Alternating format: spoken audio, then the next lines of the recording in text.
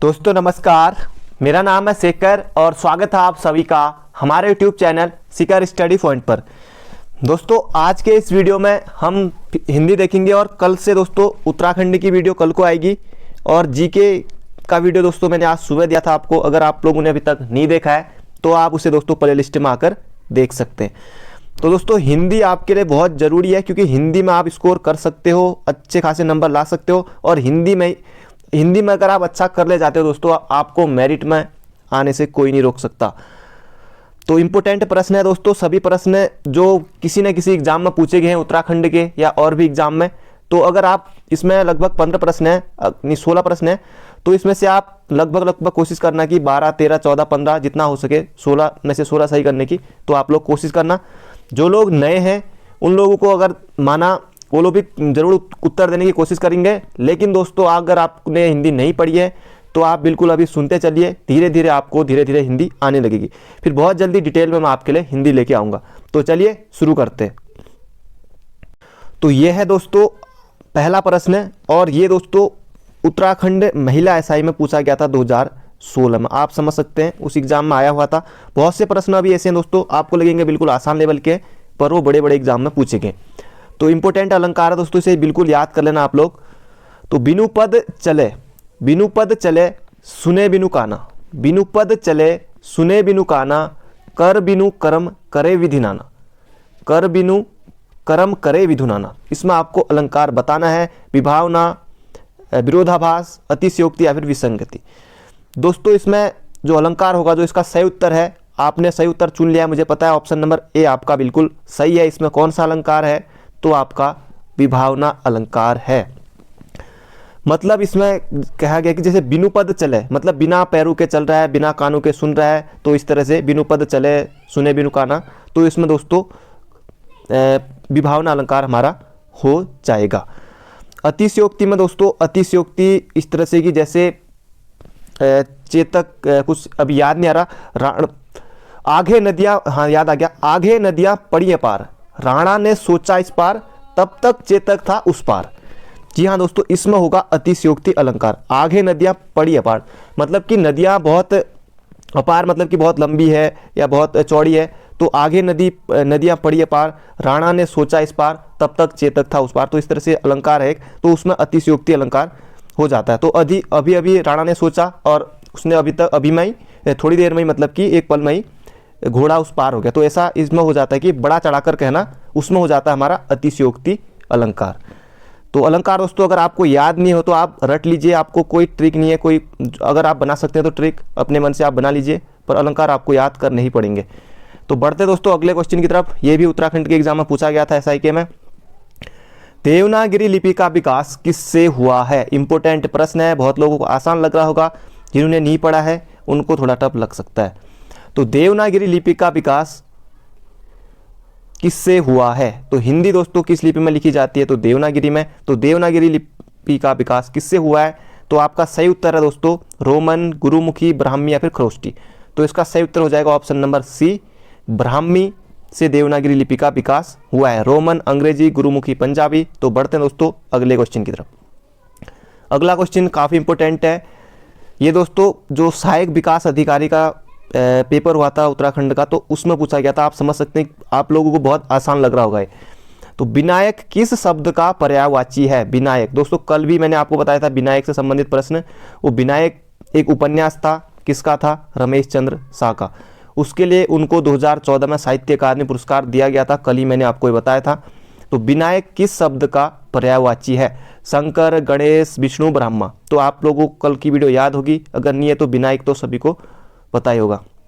तो विनायक गणेश जी का पर्यायवाची है, विनायक। और इसके अलावा गणेश जी के पर्यायवाची गजानंद महाराज पधारो। तो गजानंद दोस्तों, गजानन आपने सुना होगा भजन, गजानन महाराज पधारो, आओ आओ, इस तरह से कुछ है। तो गजानन हो गया। और मोदक पिर्रे, क्योंकि उनके हाथ में लड्डू, आपने देखा होगा मोदक पिर्रे, जो आपके कैलेंडर में भी फोटो होती है वो मोदक लिए हाथ में। और मोदक पिर्रे। लंबोदर, लंबोदर में दोस्तों समास भी होता है। लंबोदर, लंबा है उदर जिसका, यानी कि पेट, तो लंबा है उदर जिसका यानी कि गणेश जी। तो ये आपको बिल्कुल याद रखना है। बाकी शंकर हमारे भोलेनाथ जी, शंकर, महादेव, चंद्रशेखर, ये सब शिव जी के पर्यायवाची हैं। और विष्णु के दोस्तों विष्णु, नारायण, लक्ष्मीपति, लक्ष्मीपति जैसे कमलापति, तो ये विष्णु के। ब्रह्मा जी के जैसे सृष्टिकर्ता ब्रह्मा जी को कहा जाता, तो ये सब आपको याद रखने। तो बढ़ते हैं दोस्तों अगले क्वेश्चन की तरफ। ये क्वेश्चन भी दोस्तों उसी एग्जाम में पूछा गया था, सहायक विकास अधिकारी के उत्तराखंड के। तो मैंने सोचा कि इसमें जो एग्जाम में पूछे गए प्रश्न हैं उनको पहले आपको मैं दे देता हूँ, ताकि आपको पता लगे कि इतने बड़े एग्जाम में भी या इस एग्जाम में भी इस तरह के क्वेश्चन पूछे जाते हैं। तो तुरंग का क्या अर्थ होता है? बिल्कुल दोस्तों प्रश्न इतना छोटा है, आपको बिल्कुल छोटी छोटी चीज़ें एग्जाम में पूछी जाती कि मतलब जो है कि जो पेपर देने वाले छात्र हैं उन्होंने कितनी गहराई से चीज़ों को पढ़ा है। तो तुरंग का क्या अर्थ होता है? घोड़ा, तरंग, हाथी या फिर पानी? तो दोस्तों तुरंग का अर्थ होता है, ये होता है घोड़ा। तरंग आपको नहीं करना है, घोड़ा होता है। अश्व, घोटक, हई, बाजी, तुरंग ये सब घोड़े के पर्यायवाची हैं। बाकी हाथी, हस्ती, कुंजर, पानी, अम्बु, तोय, सलील ये सब पानी के पर्यायवाची होते हैं। तो बढ़ते हैं दोस्तों अगले क्वेश्चन की तरफ। दोस्तों बढ़ते हैं अगले क्वेश्चन की तरफ। अगला क्वेश्चन है विलोमार्थी पूछा गया था, विलोम, विलोमार्थी, तो ये सब एग्जाम में पूछे गए थे, इंपॉर्टेंट प्रश्न है। ये भी उसी एग्जाम में पूछा गया था और आप लोगों को जिन्होंने हिंदी थोड़ी बहुत भी पढ़ी है पर उनके लिए आसान लग रहा होगा। स्मरण का विलोमार्थी शब्द है स्मरण, विस्मरण, अनुस्मरण या फिर इनमें से कोई नहीं। तो अनुस्मरण तो दोस्तों आपको बिल्कुल नहीं करना है, स्मरण भी नहीं करना है। इसका सही उत्तर होगा स्मरण और विस्मरण। स्मरण और विस्मरण बिल्कुल आप याद रख लेना, एग्जाम में पूछा जा सकता है। तो बढ़ते हैं दोस्तों अगले क्वेश्चन की तरफ। दोस्तों जैसे मैंने आपको जैसे अभी तक जितनी हिंदी की वीडियो दी है उनमें वाक्यांश के लिए एक शब्द या इस तरह के, क्योंकि उत्तराखंड के एग्जाम में भी पूछे जाते हैं, ये भी दोस्तों इस एग्जाम में पूछा गया था सहायक विकास अधिकारी का, ये आप देख सकते हैं और आप लोगों को इसका उत्तर आ भी रहा होगा। तो मछली की समान आँखों वाली के लिए एक शब्द है। मछली की समान आँखों वाली के लिए, मछली की समान आँखों वाली के लिए एक शब्द है, ये आपको बताना है। एक एग्जाम में पूछा गया था कि गोद में सोने वाली स्त्री के लिए एक शब्द है। तो गोद का अर्थ होता है अंक, जैसे गोद अंक, तो अंक साइनी, तो ये इसका सही उत्तर था अंक साइनी। और भी बहुत कुछ पूछा जाता है। तो मछली की समान आँखों वाली स्त्री के लिए या मछली की समान आँखों वाली के लिए एक शब्द हो जाएगा मयूराक्षी, मीनाक्षी और मृगनयनी। तो मृगनयनी तो होगा नहीं क्योंकि मृग के समान आँखों वाली के लिए मयूराक्षी जल विद्युत परियोजना दोस्तों एक ये हमारी परियोजना है जल विद्युत परियोजना, और मयूराक्षी वैसे भी होता है। तो इसका सही उत्तर हो जाएगा मीनाक्षी। अब मीनाक्षी क्या पता बहुत से लोग जो वीडियो देखते हो किसी का नाम मीनाक्षी भी हो सकता है। तो बाकी दोस्तों जैसे किसी का नाम माना हिमांशु है, हिमांशु अगर माना पर्यायवाची पढ़ेंगे, हिमांशु किसका पर्यायवाची? तो चंद्रमा का। बहुत से लोगों का दोस्तों आपका नाम का पर्यायवाची भी बहुत कुछ होता है, तो आप लोगों को अपने नाम के पर्यायवाची पता होने चाहिए। तो अगला प्रश्न है, इसमें दोस्तों समास पूछा गया है। पुलिस के एग्जाम के लिए दोस्तों समास इंपॉर्टेंट है, बाकी उसमें तो नहीं दिया, बाकी सहायक विकास अधिकारी के पेपर में भी समास पूछे गए थे। तो आपसे समास का प्रश्न है, चतुर्भुज में कौन सा समास है? चतुर्भुज। अब चतुर्भुज दोस्तों क्या है? इसको हम जैसे इसकी चतुर्भुज किसे कहेंगे? जैसे चार भुजाएं हैं जिसकी, तो उसे कहेंगे चतुर्भुज। चार भुजाएं हैं जिसकी, यानी कि चतुर्भुज कौन होते हैं? आपने देखा होगा कि भगवान विष्णु की फोटो, तो विष्णु चतुर्भुज उनको कहा जाता है चतुर्भुज। तो इसमें कौन सा समास हो जाएगा? तो इसमें हो जाएगा बहुव्रीहि समास।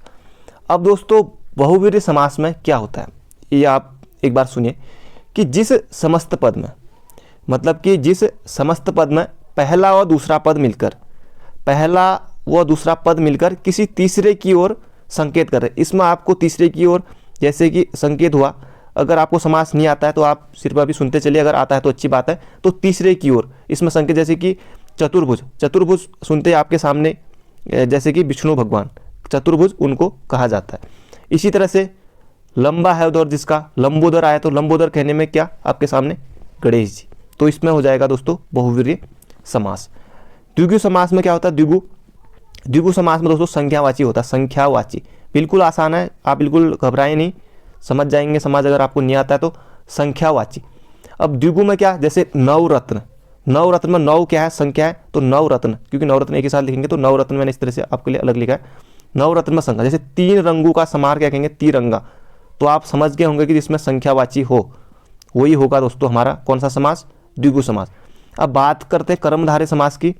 कर्मधारय समास में दोस्तों जैसे है जो के समान, आप बीच में पहचानने की ट्रिक है जो के समान अगर आपके सामने मिलेगा तो आपको सिर्फ वहाँ पर कर्मधारय समास करना है। अब कैसे दोस्तों कर्मधारय समास का, जैसे एक उदाहरण मैं आपके सामने लेता हूँ।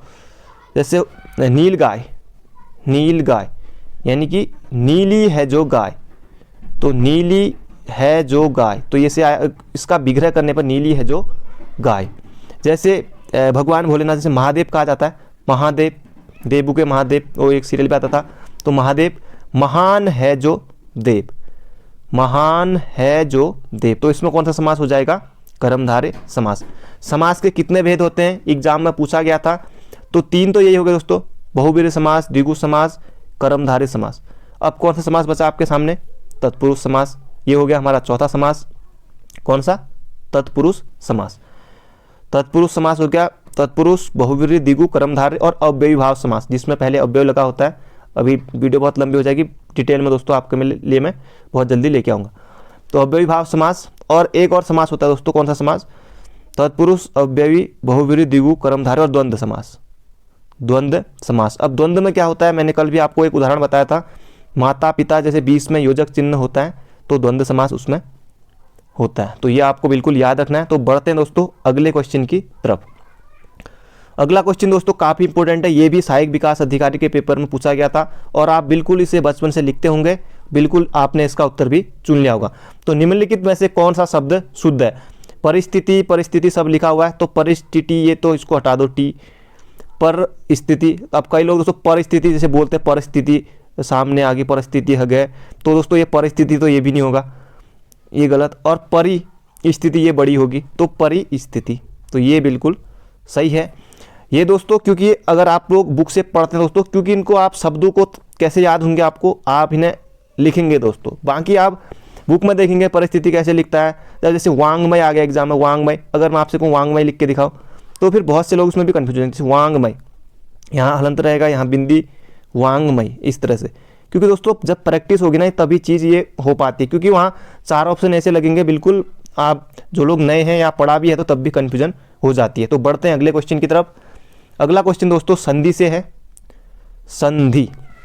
तो अगला क्वेश्चन है संधि से। मात्राज्ञा का संधि विच्छेद है, मात्राज्ञा का संधि विच्छेद है। इसको दोस्तों अगर आपने सही कर लिया तो आप एग्जाम में 1 नंबर आपका कहीं नहीं गया, तो आपकी हिंदी मतलब आपको संधि आती है इसका मतलब। तो मात्राज्ञा, मात्राधन नंद, सॉरी मात्राज्ञा करो, मात्राज्ञा में दोस्तों मेरे को मात्राज्ञा है, तो मात्राज्ञा जैसे इस तरह से होता है मात्राज्ञा, तो मात्राज्ञा में होगा यण संधि, क्योंकि ये मात्रानंद था तो जुबान मतलब मैं गलती से मात्राज्ञा बोल गया। तो मात्राज्ञा में कौन सा होता है, यण संधि। यण संधि अगर इसका संधि विच्छेद करेंगे तो मात्रधन आज्ञा, मात्रधन आज्ञा इसमें हो जाएगा यण संधि, क्योंकि दोस्तों मात्रानंद की बात चल रही थी और मन में आ गया मेरे क्या, मात्राज्ञा। तो आपने एक शब्द और सीख लिया। तो इसमें दोस्तों मात्राधन आनंद नहीं होगा, इसमें होगा मात्रधन आनंद, मात्रधन आनंद इसमें होगा मात्राज्ञा। तो ये सॉरी मात्राज्ञा कह रहा हूँ, मात्रानंद, ये बार बार मात्राज्ञा वहाँ से निकल जा रहा है इसके लिए। तो इसमें इसका सही उत्तर होगा ऑप्शन नंबर सी, मात्रानंद। तो बढ़ते हैं दोस्तों अगले क्वेश्चन की तरफ। अगला क्वेश्चन दोस्तों ये भी उसी एग्जाम में पूछा गया था, अग्नि का तद्भव रूप क्या है। बिल्कुल आसान है, आग, अगिन, आगिन या फिर अवनी। अवनी का मतलब दोस्तों क्या होता है, धरती, इसका विलोम क्या होता है, अंबर। एक ऑप्शन आपका ऐसे कट गया।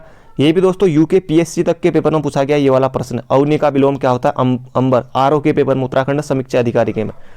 आगिन होगा नहीं, अगिन भी नहीं होगा, तो अग्नि यानी कि आग। तो बिल्कुल आसानी से आपने अपना उत्तर चुन लिया। दोस्तों अगर आपने अभी तक वीडियो को लाइक नहीं किया तो लाइक कर दीजिए, और चैनल पर नए हैं तो चैनल को सब्सक्राइब और बेल आइकन जरूर प्रेस करें, ताकि आने वाली नोटिफिकेशन आपके पास सबसे पहले पहुंचे। और जाते जाते आपको वीडियो को भी शेयर जरूर करना है। तो बढ़ते हैं अगले क्वेश्चन की तरफ।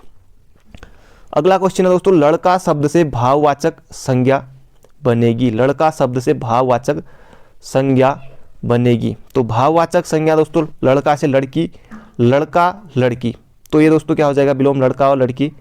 लड़का का लड़के, लड़के यहाँ पर लड़के, तो ये हो जाएगा क्या दोस्तों, इसका लड़का लड़के, तो इसका क्या हो जाएगा, बहुवचन हो जाएगा, लड़का लड़के। तो लड़का के अंदर क्या होता है दोस्तों, लड़कपन का भाव होता है, तो लड़कपन, तो ये हो जाएगा ऑप्शन नंबर सी हमारा बिल्कुल सही हो जाएगा। तो बढ़ते हैं अगले क्वेश्चन की तरफ। ये क्वेश्चन दोस्तों एसआई के एग्जाम में पूछा गया था, महिला एसआई का एग्जाम में पूछा गया था 2016 में जो हुआ था। छंद कितने प्रकार के होते हैं? बिल्कुल दोस्तों इतने छोटे छोटे प्रश्न पूछे जा रहे हैं, बिल्कुल ये देखिए इतनी परिभाषा है मात्र इसकी। छंद कितने प्रकार के होते हैं? 1 2 3 4। तो इसका सही उत्तर है 3। कौन कौन से? मात्रिक छंद, सममात्रिक छंद और अर्धमात्रिक छंद। तो बढ़ते दोस्तों अगले क्वेश्चन की तरफ। अगला क्वेश्चन है क्रिया का मूल रूप कहलाता है। दोस्तों ये इसको आप धातु कर लीजिए क्योंकि ऑप्शन थोड़ा टाइप करने में गलत हो गया।